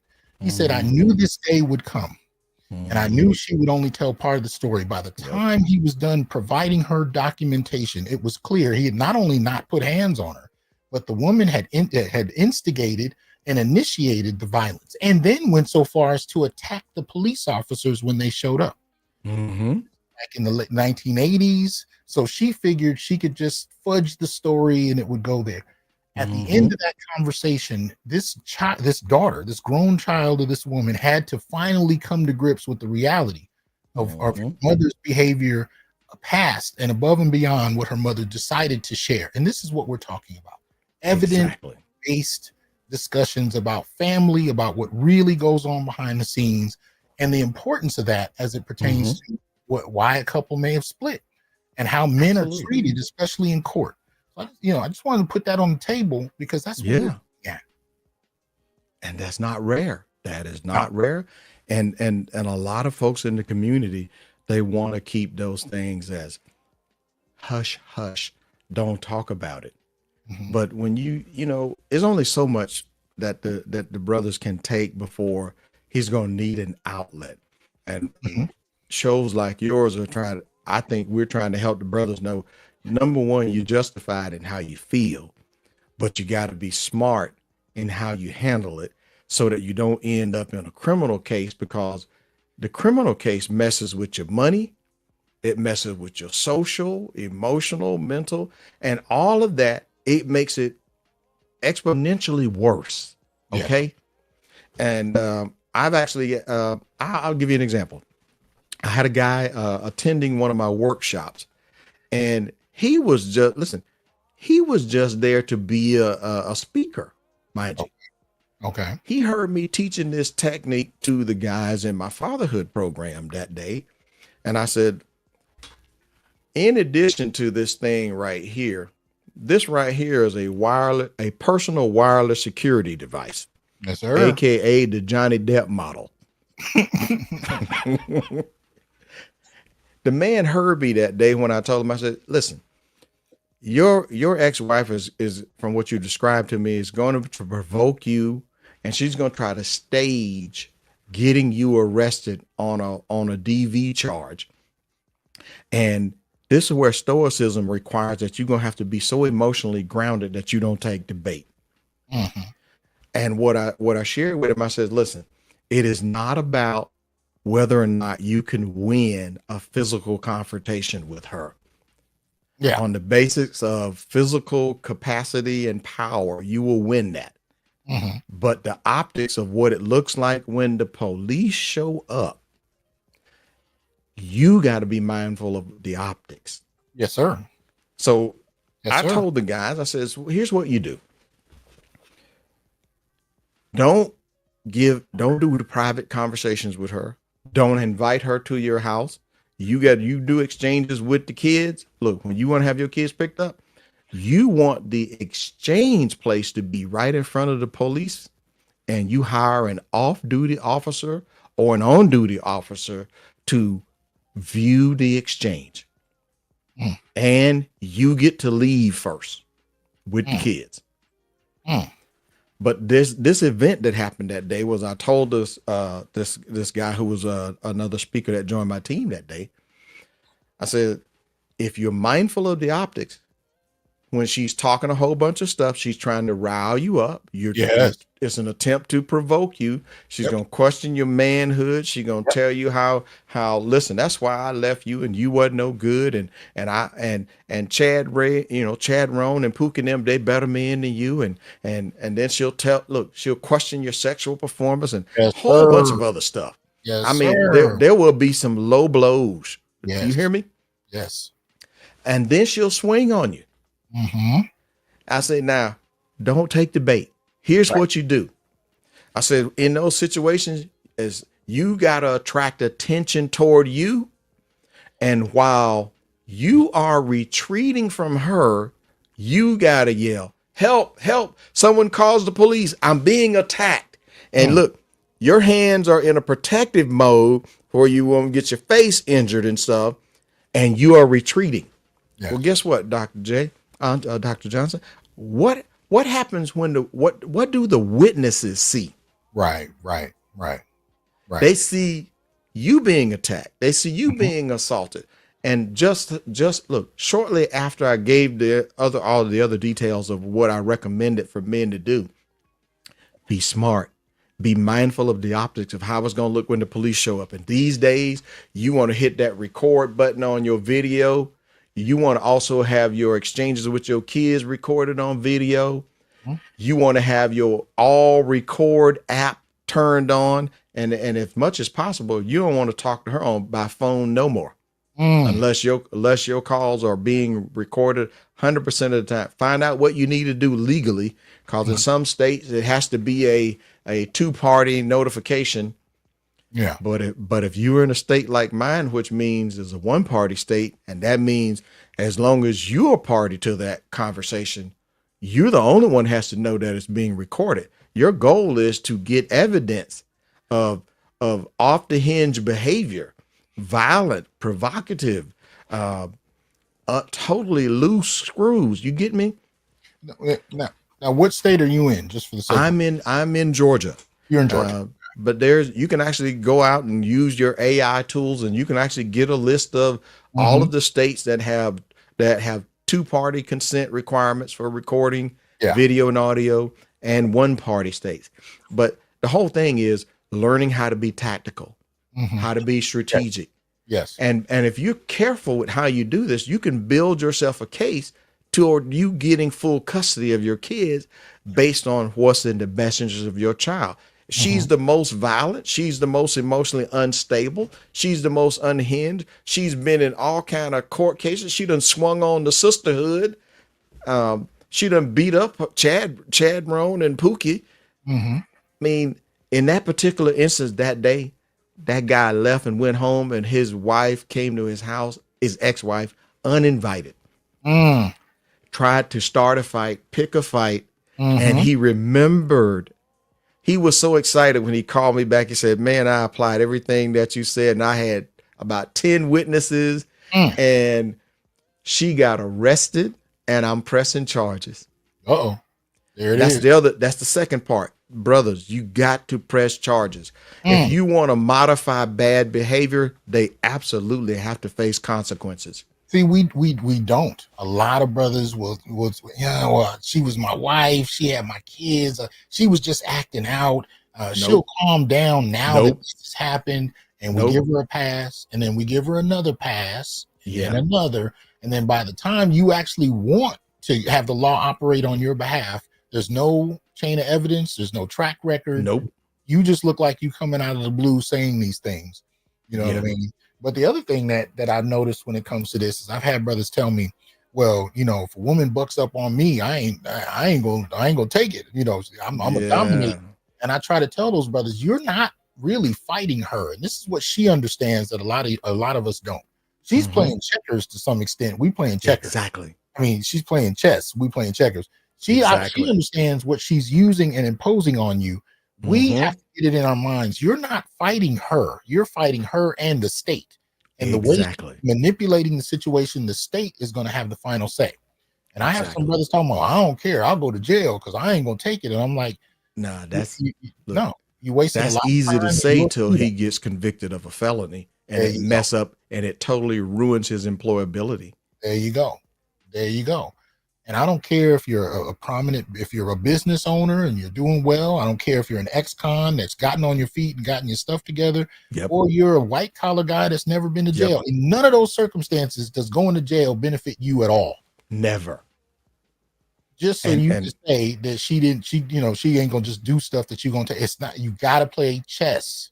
with this. Exactly. And that's where if you have to be coachable to hear this from men, like Charles is saying there, always press charges. And you build up the history and the record, because she gets, like, I know a guy who, and this guy, he's Hispanic, 43 charges of false allegations against him. Wow. He said he spent $700,000 defending himself. Damn. And a lot of brothers mistakenly believe that this kind of stuff and going to court and all that, the white man or all the other guys get, they get what they want. And I'm like, no. It depends on the topic, brother. And whether or not you have representation. Yeah. People who get the best outcomes either know how to represent themselves, or they have an advocate who can aggressively represent their interests. Yes. And if you're neither, you don't know how to defend yourself and your rights, and you don't have representation, and you go in there off of your feels. This is why it is dangerous for men to be so unemotionally unhinged. I mean, to be emotionally unhinged to where you act like women to the point where, well, somebody said something about me. They said they don't like you. I'm like, well, sucks to be you then.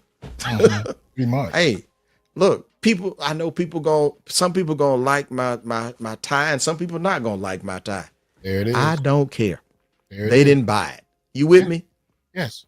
But some of the principles of Stoicism requires that we become so grounded in logic, whether you fully endorse all of those principles of Stoicism. There's some parts of it that I think that if we as men are more logic centered than emotionally centered, you can stop back and start playing chess yourself and say, oh, I see what you're doing. Yes. You trying, because see, she trying to destroy you and use the power of the court to economically, socially, emotionally, and financially destroy you. Even though, listen, wiping you out financially will take away the resources to help the kid. She won't care in her emotionally fueled tirade.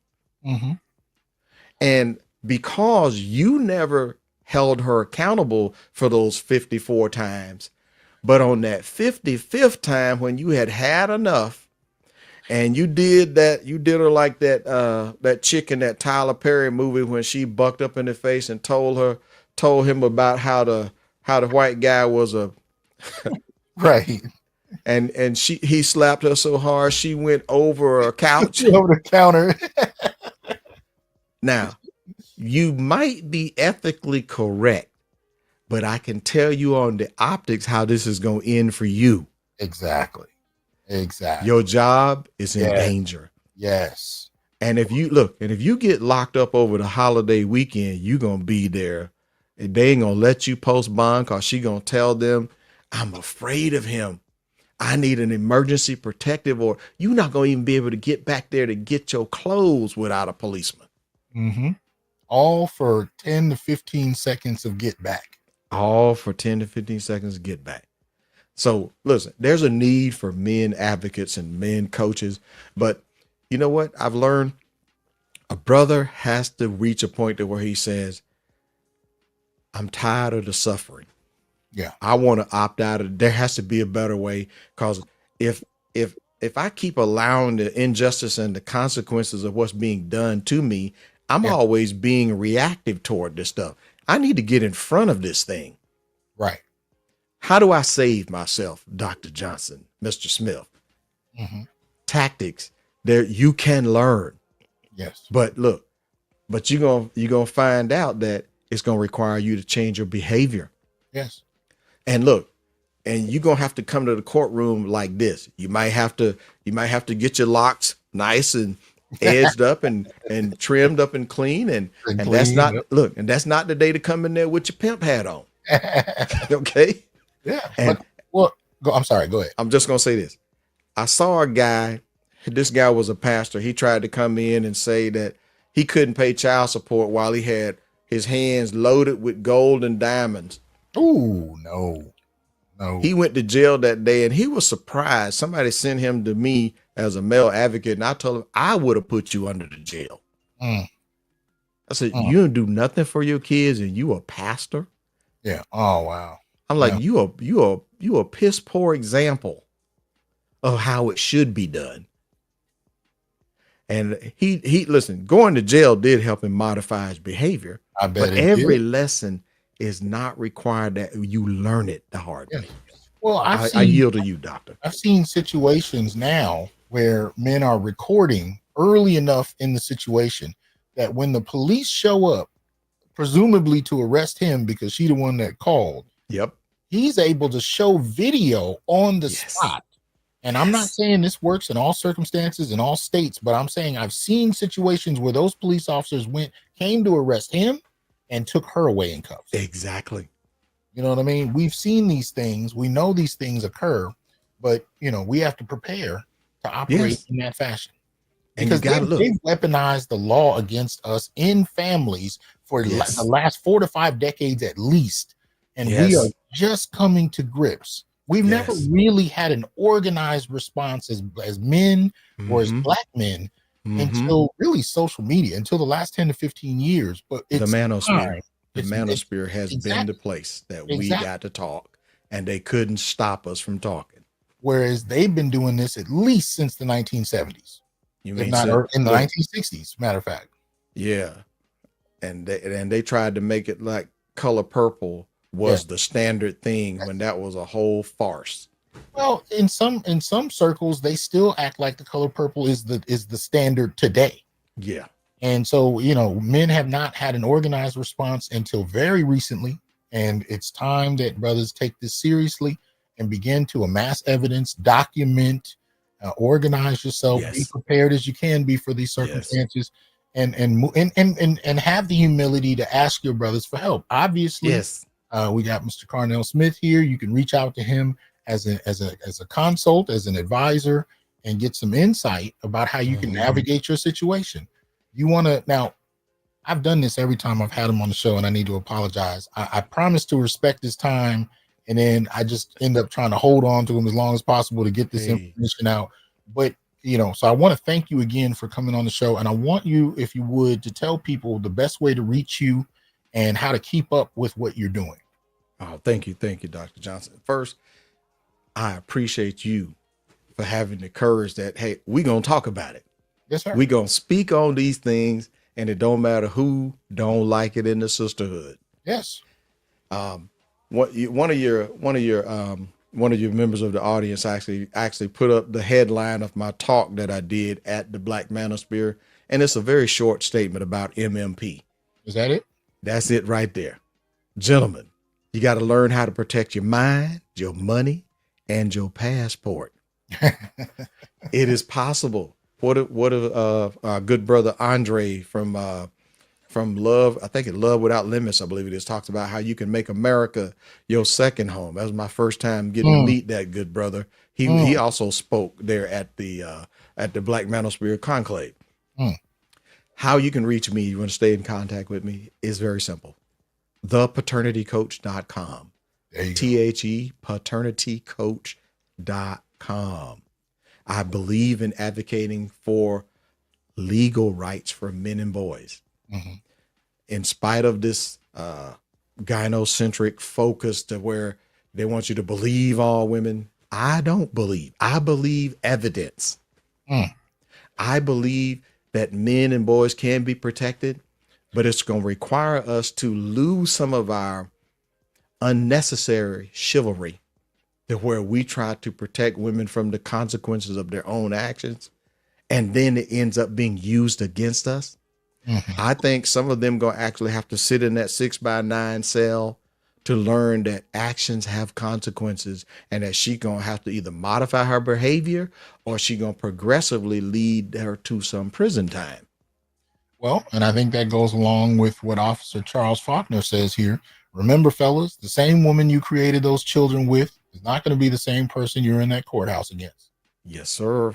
Absolutely Yes, sir. true. And you know what? That doesn't even have to be a wild situation. I was with my wife for 11 years, 9 of which we were married. The woman she was at the end of that 9 years before she passed was a very different woman than the one I met.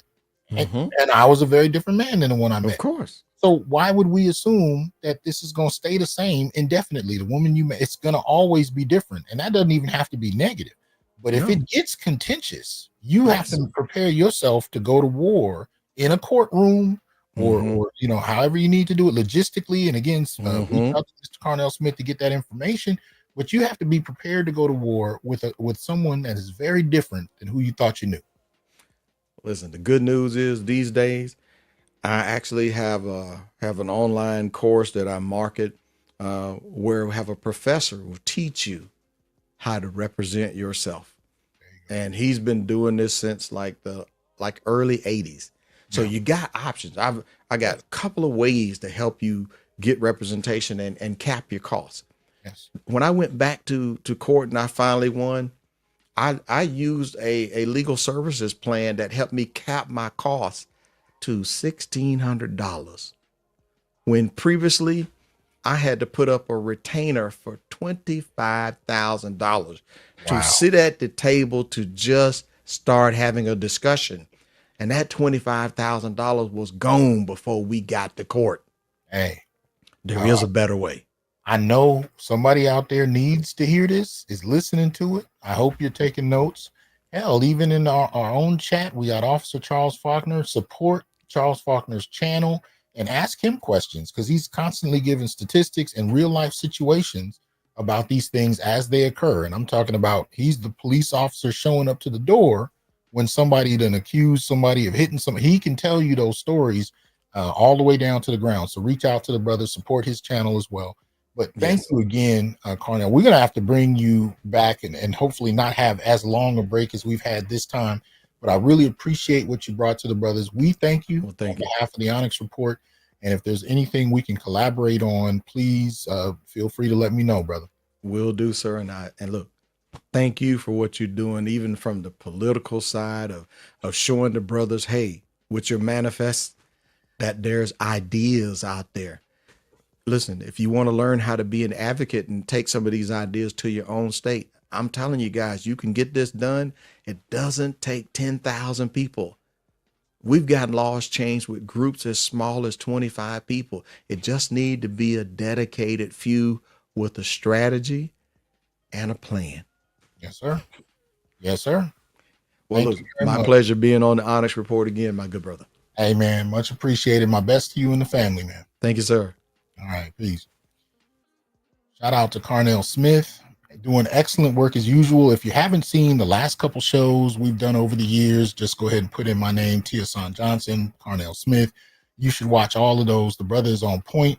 Support his social media, check in with him, touch bases with him, and definitely spread the word about his work so that brothers in need will know who to look out for that. We need to increase our network use. We need to increase our capacity to support one another, to use one another. And I don't mean that in any kind of exploitive way, but if we're providing services, we need to be able to be the first ones in the door to take advantage of those services, right? And we need to do more of that.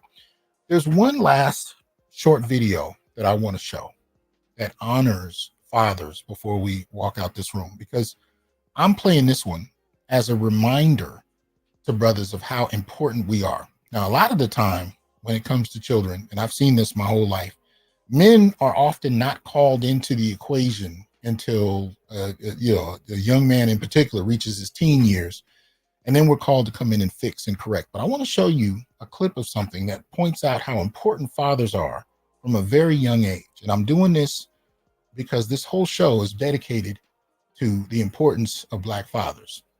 So let's check this out. Again, I'm just going to play a second of it. I want to make sure you guys can hear it. So give me a 1 if you can.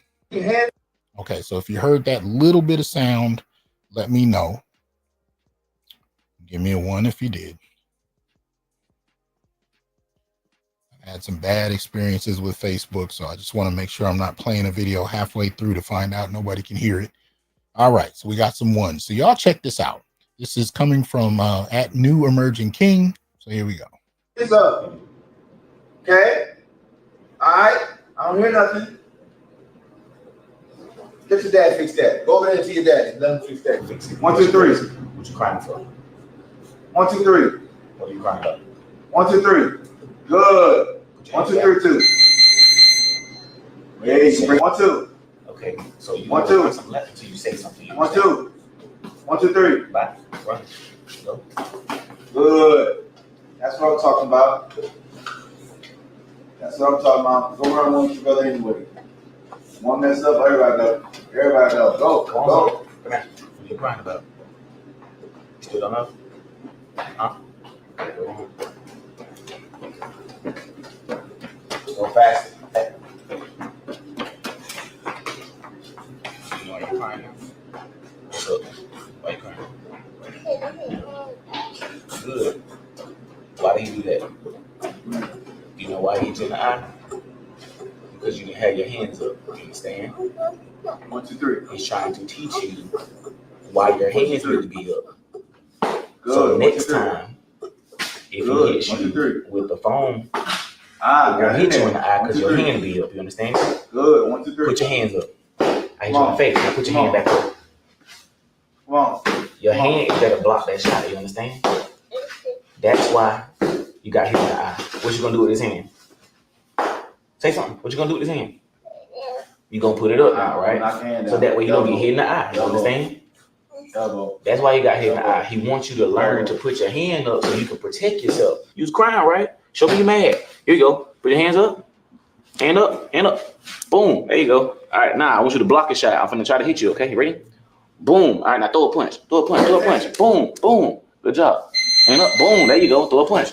Boom. Boom. There you go. Hand up. Boom. Throw a punch. Boom. Boom. There you go. Boom. Boom. Boom. There you go. Boom. Here we go. Boom. Boom. There you go. That's why you got hit in the eye. He wants you to learn to protect yourself, okay? You all good now? You want a hug?